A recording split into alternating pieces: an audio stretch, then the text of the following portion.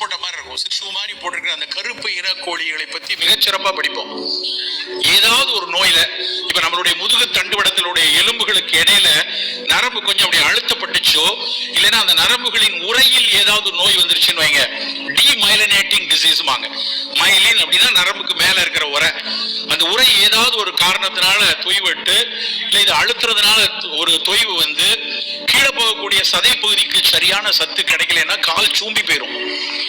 கால் சூம்புறதோ கை சூம்பி இருந்ததுன்னா முதல் சிகிச்சை என்ன அப்படின்னா இந்த கருப்பு கோழியினுடைய ரசம். கொக்குடாதி சூரணம் என்றே கேரள பகுதியில, அந்த திருவாங்கூர் பகுதிகளில் வர்ம மருத்துவர்கள் சொல்லுவாங்க. நாகர்கோவில் பகுதியில அவங்க வந்து வர்மம் கொடுத்துட்டு அந்த கொக்குடாதி பொடியை கொடுப்பாங்க.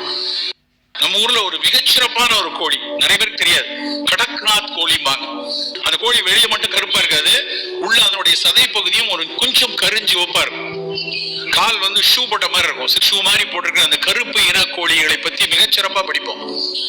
ஏதாவது ஒரு நோயில இப்ப நம்மளுடைய முதுகு தண்டுவடத்திலுடைய எலும்புகளுக்கு இடையில நரம்பு கொஞ்சம் அப்படி அழுத்தப்பட்டுச்சோ, இல்லைன்னா அந்த நரம்புகளின் உரையில் ஏதாவது நோய் வந்துருச்சுன்னு வைங்க, டிமைலினேட்டிங் டிசீஸ் வாங்க.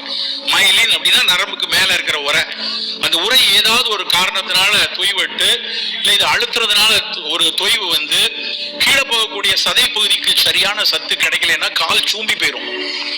கால் சூம்புறதோ கை சூம்பி இருந்ததுன்னா முதல் சிகிச்சை என்ன அப்படின்னா இந்த கருப்பு கோழியினுடைய ரசம். கொக்குடாதி சூரணம் என்றே கேரள பகுதியில, அந்த திருவாங்கூர் பகுதிகளில் வர்ம மருத்துவர்கள் சொல்லுவாங்க. நாகர்கோவில் பகுதியில அவங்க வந்து வர்மம் கொடுத்துட்டு அந்த கொக்குடாதி பொடியை கொடுப்பாங்க. நம்ம ஊர்ல ஒரு மிகச்சிறப்பான ஒரு கோழி நிறைய பேருக்கு தெரியாது, கடக்நாத் கோழிம்பாங்க. அந்த கோழி வெளியே மட்டும் கருப்பா இருக்கு.